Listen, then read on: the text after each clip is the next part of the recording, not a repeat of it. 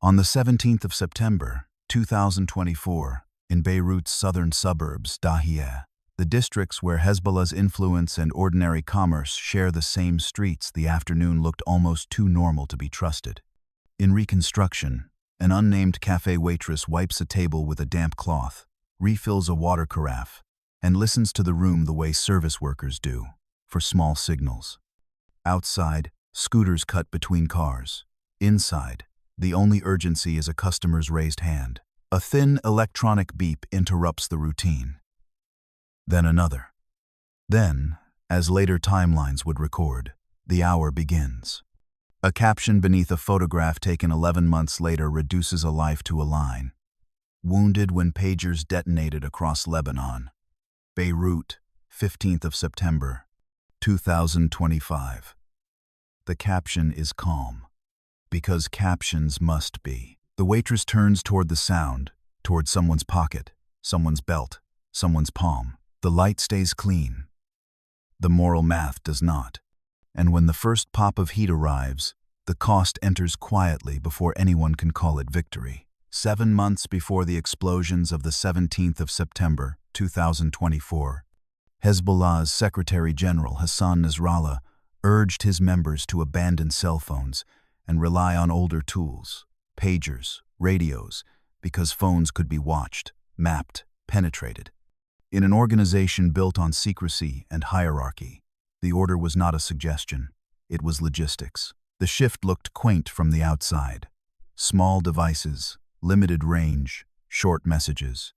But inside Hezbollah's network, the fighters, the security men, the medics, the social services branches, low-tech became a discipline. A pager was not merely a gadget. It was a promise that the signal was safer than the screen. Operationally, the decision carried a simple tradecraft logic. Phones announce their owners through patterns. Who calls whom, where the device sleeps at night, how it moves through checkpoints and markets. Even when encrypted, metadata can be mapped. Pagers narrow the footprint. They strip communication down to a pulse and a code, and they return authority to whoever controls the message flow. The move also created a new kind of vulnerability: dependency on procurement. When an organization stops using consumer devices, it stops benefiting from the chaotic diversity of the commercial world. It buys in batches, it standardizes, it trains people on one tool. Standardization is efficient. It is also legible to an adversary. The human consequence is quieter. A retreat from convenience means friction enters daily life. A father cannot send a photo from a school gate. A nurse cannot scroll a schedule while riding home. A technician cannot call a coworker for reassurance when rumors move faster than information. Hezbollah asked its people to live inside that friction, to treat ordinary habits as threats. The same day that would later become infamous, the 17th of September, 2024, international diplomacy was still pretending it had time. A war that began after the 7th of October, 2023, had already built routines: rockets, retaliatory strikes, funerals, and the dull administrative work of counting the displaced. A United States envoy, Amos Hochstein, had been shuttling warnings about escalation, a reminder that even low-intensity conflict has a tempo. By mid-September 2024, tens of thousands on both sides of the Israel-Lebanon border had been displaced by months of cross-border fire. Hezbollah framed its attacks as linked to Gaza. Israel framed its responses as defense and deterrence. In that atmosphere, every technical choice, phones, pagers, radios, became political, because communication is how wars decide their next hour. Under that pressure, Hezbollah's communications discipline tightened. A pager beep was supposed to mean control, an incoming instruction, a manageable piece of the day. The network narrowed its channels and trusted the narrowness to protect it. In security culture, going dark can feel like progress. In lived experience, it can feel like shrinking. The organization chose silence over exposure. Someone else chose to speak through that silence. On the 22nd of December, 2024, Two recently retired senior Israeli intelligence operatives spoke to an American television program under masks and altered voices. They used false names, offered in place of their true identities, not to trick the audience, but to survive the consequences of being understood. One of them described what covert work becomes when it is sustained for years. "We create a pretend world," he said, describing shell companies, staged advertising, and the way an operation can mimic legitimate commerce. He compared it to film production, screenplay, directors, actors. It was an admission that the craft is not only clandestine, it is theatrical. In their account, the plot did not start with pagers. It started years earlier with weaponizing walkie-talkies devices designed to sit in tactical vests and stay close to the body. They described hiding explosives in components meant to look like ordinary batteries. The engineering detail mattered because it was paired with a marketing problem, persuading an adversary to buy what you were selling. In that television interview, the operatives also described internal skepticism at the start, the bulkiness of the pager, the fear that Hezbollah would reject it. In their telling, the solution was not espionage in the cinematic sense, but product design making the device attractive enough to be issued and normal enough to be trusted. It is a reminder that intelligence work can depend on the same human weaknesses as marketing: convenience, familiarity, the comfort of a well-known brand. In covert work, access is often easier than adoption. A device that is too cheap invites suspicion. A device that is too distinctive becomes a liability. So, in the broadcast narrative, pricing and plausibility became part of the mission. They described setting up commercial fronts to hide Israeli identity and to make the products traceable to anything but a state. The story introduced named individuals only at the top of the chain: the Mossad director, Daddy Barnea, and political leaders whose approvals would matter later. But the emotional center of the chapter is lower: two men with altered voices describing decade-long deception as routine work. When deception becomes routine, the self can fracture. The operator performs normality so often that the performance becomes muscle memory. A later press reconstruction described forum posts and product pages built around a bulky pager model, a digital residue meant to reassure procurement officers that they were buying a real product with a real history. That residue is the quiet heart of the cover.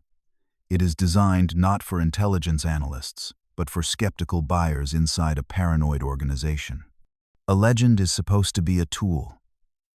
Over years, it can start to feel like a home, and leaving it can feel like withdrawal. Before the beeps in Beirut, there were quieter beeps, test signals in a world built to be believed. On the 18th of September, 2024, as Lebanon counted the injured and tried to understand what had happened, a different kind of evidence began circulating: brand names, model numbers, procurement trails, and the uneasy sense shared even by people with no sympathy for Hezbollah that something intimate had been turned into shrapnel. Later reporting described a batch of roughly 5,000 pagers associated with a Taiwanese brand name, Gold Apollo, with the model identified in some accounts as AR 924. The same reporting described a licensing and manufacturing trail that led away from Taiwan and toward Europe, and noted public denials by Gold Apollo's leadership about direct manufacture. Taiwan later said it closed its probe and that the devices were not made there. In the public record, the corporate actors around the brand offered sharp denials.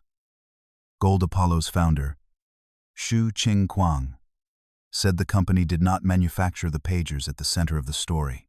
Reporting described a licensee in Europe, and investigators traced paperwork rather than metal. For civilians watching from afar, the effect was unsettling. A consumer brand name became a battlefield artifact, and where was it made became a question with moral weight. This is where covert operations become morally slippery in a new way, when the cover is not a person on a passport, but a company on a box. The deception extends outward to uninvolved parties, factory workers, shippers, brand owners, people who may have been dragged into a war without ever being briefed. Even if the brand is only borrowed, its name becomes part of the blast. Another reconstruction, published on the 16th of October, 2024, described how the pagers were made to resist common detection methods and how their story was engineered. Fake websites, online stores, and technical details arranged to make the device feel credible. The reporting emphasized that the deception had to be deep, because Hezbollah had already built a culture of suspicion around technology. Here, the adversary is not only Hezbollah. It is Hezbollah's procurement skepticism. It is the internal compliance system that checks gear, assigns devices, distributes them across branches. The target becomes the bureaucracy of survival. The logistics are what make the operation feel cinematic, but the cinema is paperwork, distribution routes, payment trails, the discipline of making a product appear plausible, and the decision on Hezbollah's side to distribute those devices across social and medical branches so the network could be reached even when phones were forbidden. Cause and effect is brutal. A procurement decision that looks like caution becomes a vulnerability. A supply chain, normally invisible, becomes the root of injury. In intelligence work, cover can mean a name. Here it meant an invoice, a logo, and a website that felt ordinary. The network thought it was buying safety. According to later accounts, what arrived was a weapon wearing a familiar brand. The first act ends where most covert operations begin, not with violence, but with trust and the slow corrosion of it. On the 17th of September, 2025, exactly 1 year after the blasts, a young Beirut entrepreneur named Zainab Mustara described what the pager did to her life. She had once run an events planning firm, the kind of work that depends on detail, vision, and a future measured in calendars. Now she measured time by surgeries. She told reporters that on the 17th of September, 2024, she was working from home when a pager belonging to a relative beeped as if receiving a message. It exploded without her touching it. She stayed conscious. She also lost fingers, and most of her sight. In that year-later account, she described 14 operations, including treatment outside Lebanon and the prospect of more reconstructive surgeries. She offered a line that sits between pragmatism and grief. Her vision, she said, was down to a small percentage. She talked about returning to university studies that might suit her wounds, language that reveals how violence forces people to renegotiate their own future like a job description. In a war story, civilians are often described as collateral, a word that sounds like finance. Mustara's account strips the word of abstraction. A relative's device inside a home collapses the boundary between an armed group's communications and a civilian's domestic space. The mission object, the pager, travels the short distance from pocket to kitchen counter, from operational tool to household hazard. There is also a quieter moral detail. Mustara did not choose to carry the device. She inherited its danger through proximity, through family ties, through geography, through the way armed movements settle into neighborhoods and become part of local economies. Even people who oppose Hezbollah can find themselves living inside the same density, the same electrical grid, the same shared risk. The psychological weapon here is not only pain, it is uncertainty. If a pager can explode in a home without being touched, what object is safe? What sound can be trusted? A covert operation is often praised for precision. Precision looks different from inside a living room. The attack targeted a network. It arrived through a family's drawer and left a career in pieces. On the afternoon of the 17th of September, 2024, Mohammed Nasser al-Din was not in a bunker. He was at Al-Rasul Al-Azam Hospital in Beirut, a facility associated with Hezbollah, running the department responsible for medical equipment and engineering people who keep machines alive. He carried a pager so he could be reached for maintenance needs. That day, he spoke by phone with his wife to check on their son's first day back at school. It is a domestic moment folded into an institutional one. A man working inside a political military ecosystem, still doing what parents do, checking in, imagining backpacks, listening for fatigue in a child's voice. Moments later, his pager exploded.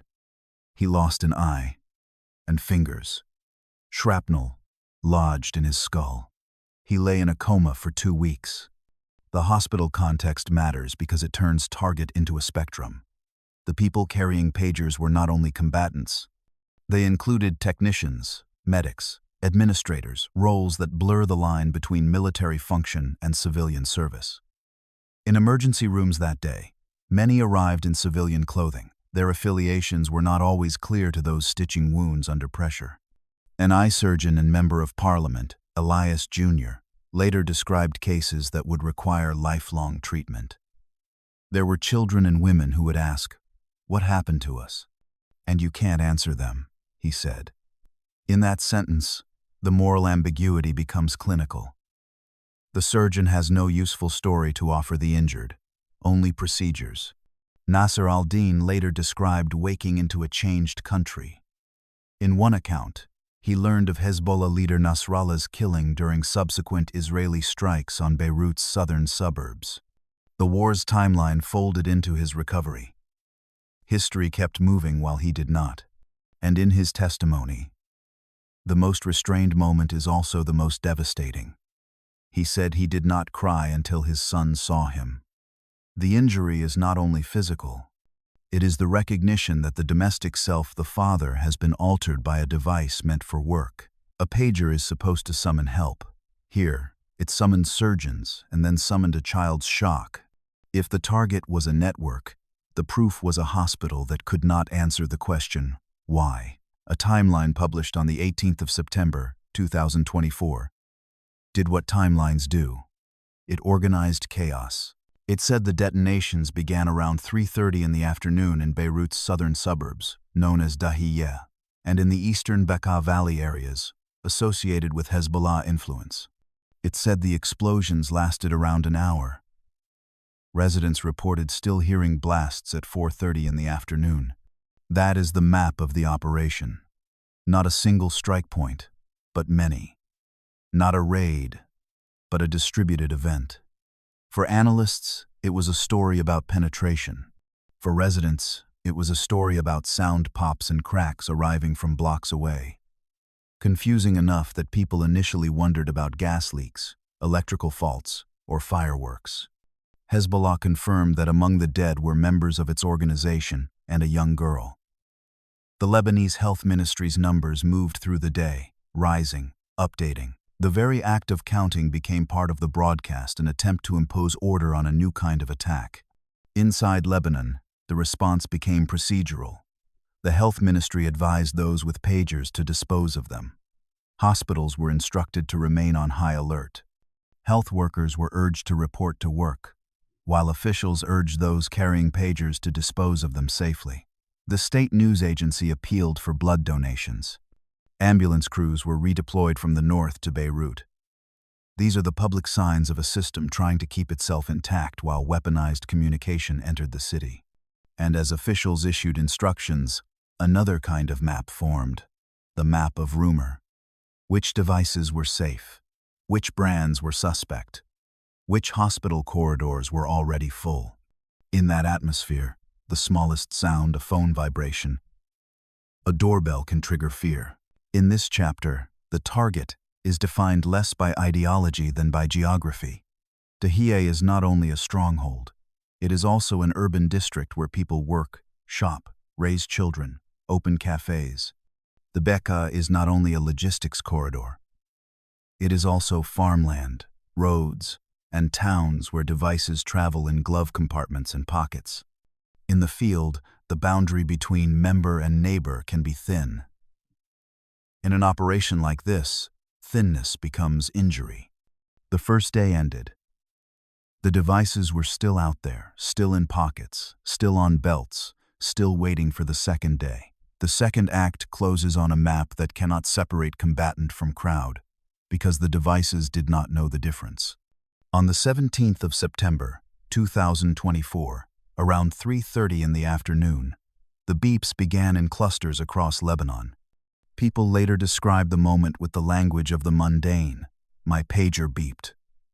The device behaved as it was supposed to. That is what made it dangerous. A year later, Mustara's recollection included the detail that the pager beeped as if receiving a message. Other accounts described the same pattern. A beep, a prompt, a reflex to handle the device. In some reconstructions, analysts suggested the alert was designed to encourage users to bring the pager closer to look at it, to clear a message, to trust it one last time. Even where sources disagree about the exact trigger, they agree on the human mechanism. Habit. The injuries reported in the hours that followed reinforced that logic. The most common wounds were close range. Hands, faces, eyes, places that suggest proximity at the moment of blast. The effect was intimate.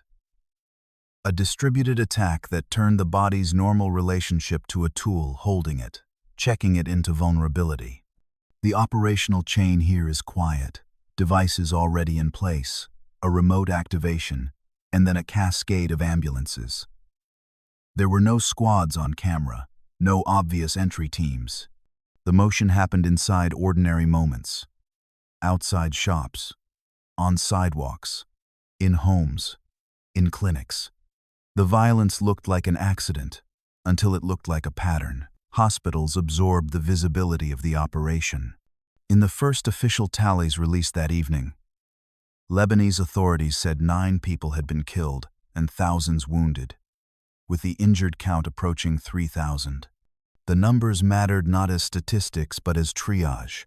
How many operating tables, how many blood bags, how many surgeons called back from home. In the hours after 3:30 in the afternoon, the country's public systems moved the way they always do under shock, improvising, exhausting themselves, and trying to keep the lights on. Around 150 facilities received victims in the first day, and accounts described chaotic scenes. Emergency rooms filled quickly. People waited in corridors.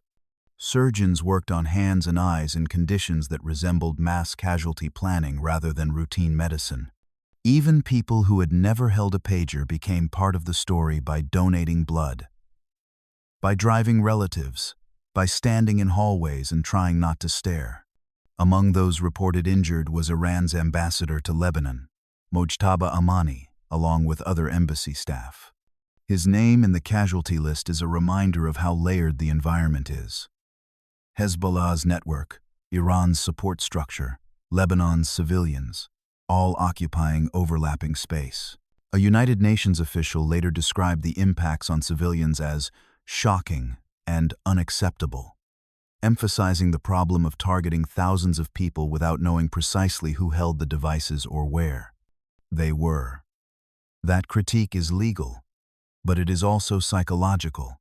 The attack depended on uncertainty, on not knowing who would be close enough to be harmed. The most effective weapon in this operation may have been trust turned inside out. The first wave hurt bodies.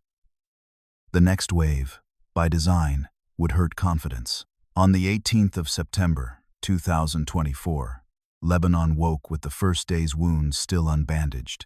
Then more devices detonated. Reports described a second wave, involving walkie-talkies tools associated with field coordination and security, but also with civic services that rely on radio communication. In some accounts, detonations occurred as mourners gathered for funerals of those killed the day before. Grief became a gathering point. The gathering became exposure. The symbolism was hard to miss, and symbolism is part of psychological operations whether or not it is written on a briefing slide. The second day expanded the ethical frame. If the first day could be argued by those sympathetic to the attacking side as a strike on an armed group's communications, the second day underscored how entangled those communications were with civilian life. The devices were carried not only by fighters, but also by members of Hezbollah-linked medical and social services. Early casualty reports said health workers and children were among those killed. The logistics of a second wave are straightforward and unsettling. A second activation, a second demand on hospitals already in high alert, and a second day of citizens checking pockets and turning devices over in their hands like contraband. In the streets, the soundscape changed. Sirens became background. The familiar beep became an omen. When a city learns a new association for a sound, it cannot unlearn it quickly. In later accounts, former Israeli intelligence operatives said the objective was not only to kill, but to psychologically unsettle Hezbollah, making members fear the devices they relied on. Whether one accepts that framing as strategy or condemns it as cruelty, the outcome is clear. Paranoia became infrastructure. United Nations human rights experts condemned the malicious manipulation of the devices as terrifying, calling it a violation of international law. The word terrifying matters. It points to fear as an intended outcome. A funeral is usually the end of an event. Here, it became part of the operation's timing. The devices were no longer tools. They were rumors with batteries, and the rumors moved faster than any field order. By the 19th of September, 2024, the story had left Lebanon's streets and entered institutions in Geneva and New York. United Nations experts condemned the attacks. Legal observers began to discuss the problem at the center of the operation. Simultaneous explosions across populated areas without precise knowledge of who is holding the device at that moment. A year later, Volker Turk, the United Nations High Commissioner for Human Rights, would describe the explosions as shocking and their impact on civilians unacceptable. He emphasized that simultaneously targeting thousands of people without knowing precisely who possessed the devices or where they were violates international human rights law and, where applicable, international humanitarian law. The debate about precision became its own kind of mirror. Supporters of Israel's campaign pointed to the apparent targeting of Hezbollah members and infrastructure, arguing that a communications strike is less destructive than aerial bombardment. Critics argued that distributing risk through civilian space is a form of indiscriminate harm. The operation forces a question that does not resolve neatly. Is a weapon that sits inside a device carried by an adversary more surgical or more destabilizing, because it turns every civilian space into a possible strike location? In parallel, analysts debated the strategic effect. Some described the operation as a major blow, but not a crippling one. Hezbollah's capacity, they argued, was larger than any single communications layer. Others emphasized the psychological effect: humiliation, paranoia, and the shredding of internal trust. Hezbollah itself described the attacks as a major security breach, language that acknowledges not only casualties but institutional shock. What the audience is not given because it is not publicly available is a declassified after-action report, explaining the intent, the safeguards, the internal doubts. The record is built instead from press reconstructions, public statements, medical testimony, and international legal reactions. That incomplete archive is itself part of the psychological terrain. Secrecy forces everyone to argue from fragments, and fragments are easy to weaponize. This is where the documentary tone must resist certainty. Even as later political admissions framed the operation as authorized, the full technical chain remained partly obscured by classified realities and competing narratives. Some facts were firm: dates, locations, casualty figures, hospital overload. Other claims about exactly how devices were modified were presented as reconstructions, not filed declassification. Where sources disagree, the only honest posture is to describe the disagreement, not to erase it. The moral ambiguity grows in this gap. When records cannot specify everything, audiences fill the silence with assumptions. Sophistication as virtue, or sophistication as cruelty, deterrence as necessity, or deterrence as terror. In covert war, the absence of detail is not emptiness. It is a battleground. As Lebanon counted injuries, another question moved quietly.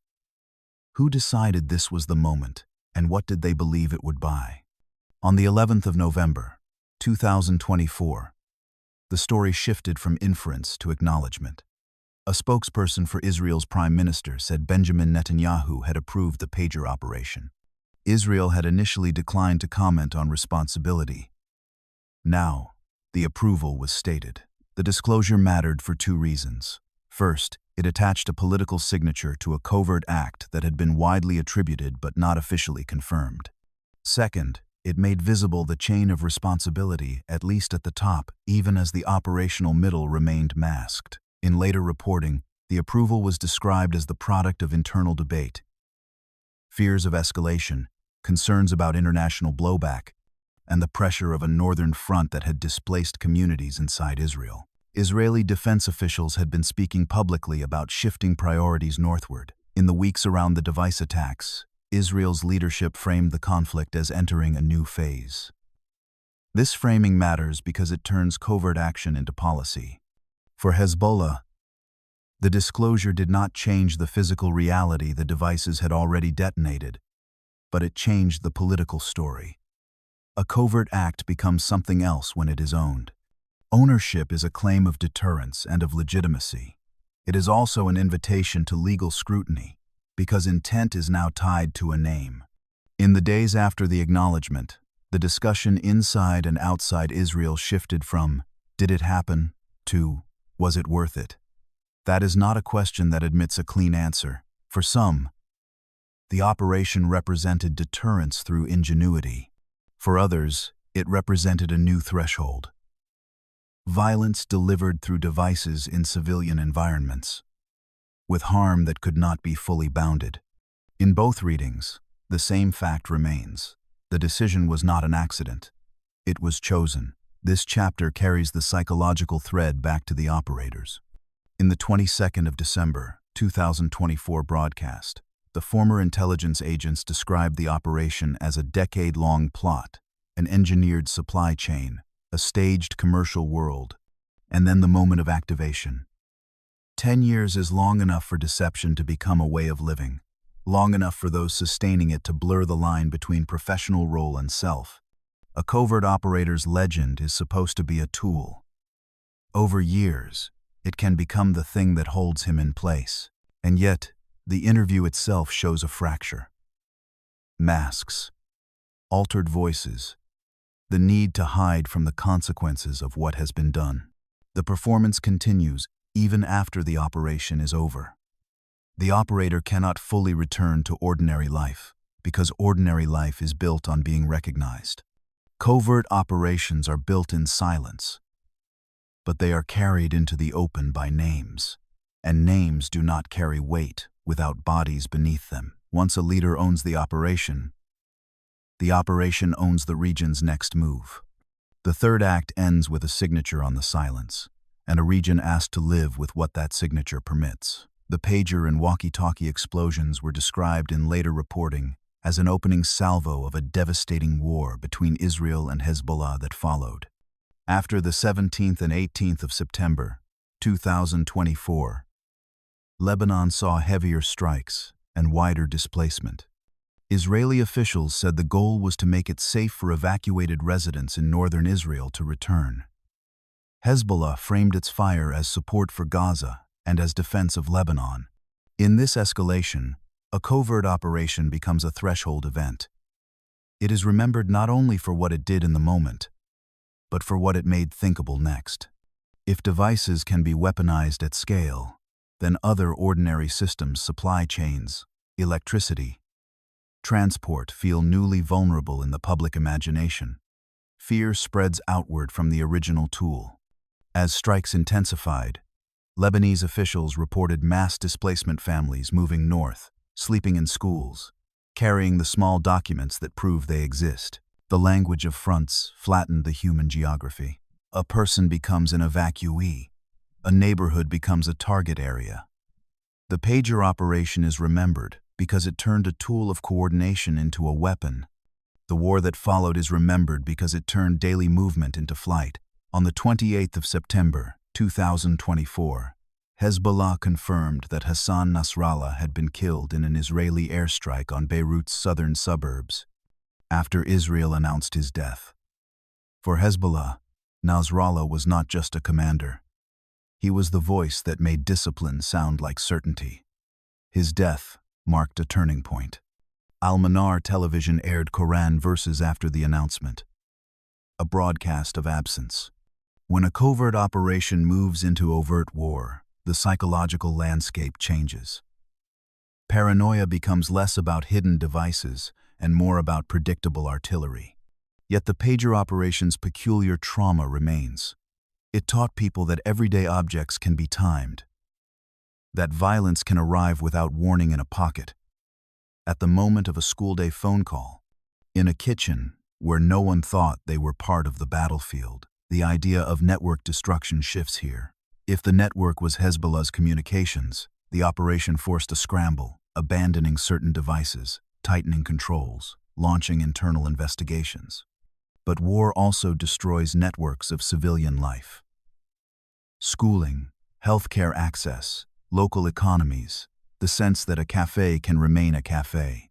Escalation is often described as strategy. On the ground, it is simply more days like the first one. The devices were gone, but the sound remained echoing in every new alert. By late 2024, Lebanon's response extended beyond emergency rooms. The government filed complaints in international forums, framing the attacks as a precedent. Electronic devices used as weapons, injuring workers as they did their jobs.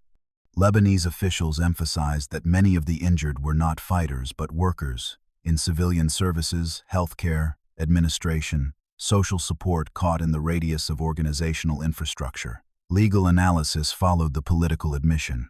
Commentators discussed potential personal and state responsibility and the difficulty of reconciling military claims of targeting with the reality of devices detonating in civilian space. The operation did not end in the moment of activation. It continued in argument over what counts as discrimination, over the meaning of terrorizing, over the boundary between warfare and extrajudicial killing. But the human content is visible if you slow down. In the one-year reporting, Mossad described a year crowded with operations and the narrowing of her professional future. Nasser al-Din described the moment he finally cried.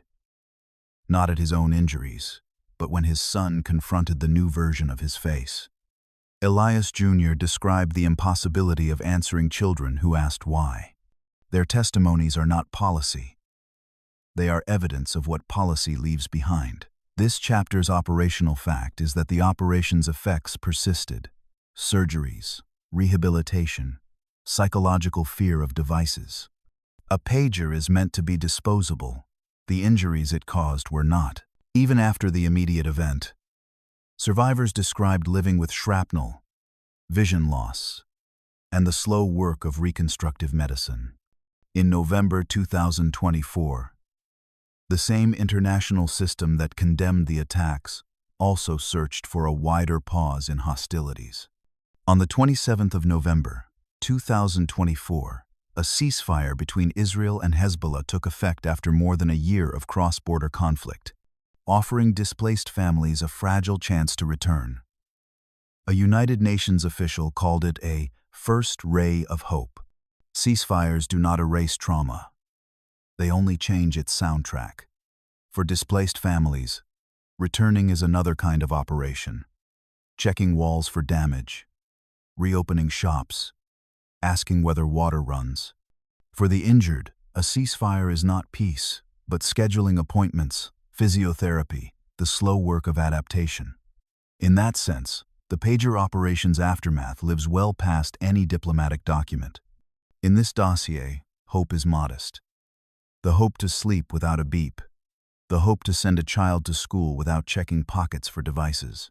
The question moved from, who did it, to, what does it make permissible next?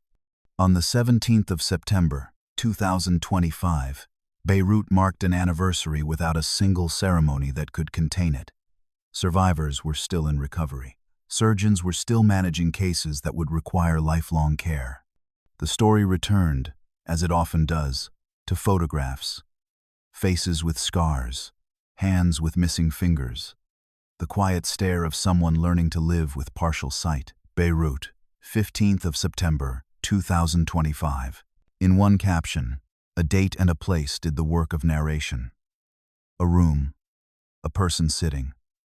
The file-like accuracy of it was its own form of restraint. The technical architecture of the operation remains partly in shadow, even after political acknowledgement. Parts of the story have been told by former intelligence operatives in broadcast interviews, descriptions of shell companies, staged commercial worlds, and the moment a decision was made to activate.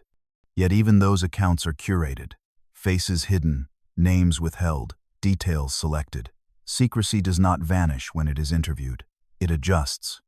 In one later segment of that broadcast series, the same masked operatives described the odd loneliness of long deception, living with a legend, returning home and speaking carefully, carrying a secret that cannot be shared even with friends. The program offered no confession of guilt and no proof of remorse.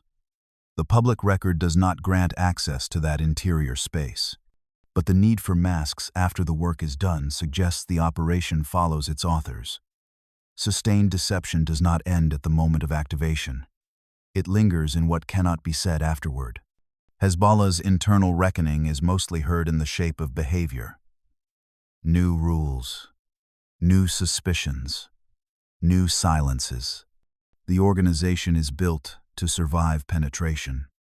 Survival often looks like paranoia from the outside. Meanwhile, civilians carry a more intimate paranoia. The fear of everyday objects, the fear of alerts, the fear of being close to someone else's tool. What remains for the viewer is the motif that started the story. The beep. Before September 2024, it was a small sound of control. During those afternoons, it became a lure. Afterward, it became a phantom, an echo people could imagine hearing in other devices, in other rooms, even after the ceasefire. The sound is mundane enough to travel. That is why it lasts. Return to the Café in Dahieh. In reconstruction, the unnamed waitress wipes the table again. The glasses are straight. The afternoon light is still clean. No one asks for a pager. The room listens anyway, because listening is what survival teaches. In the title of this dossier, the waitress is framed as a weapon. In the factual record, she is something else. A bystander caught between systems that treat her workplace as background. The device does not ask her politics before it explodes. The network does not ask her consent before it brings its tools into her district. Her role is not covert.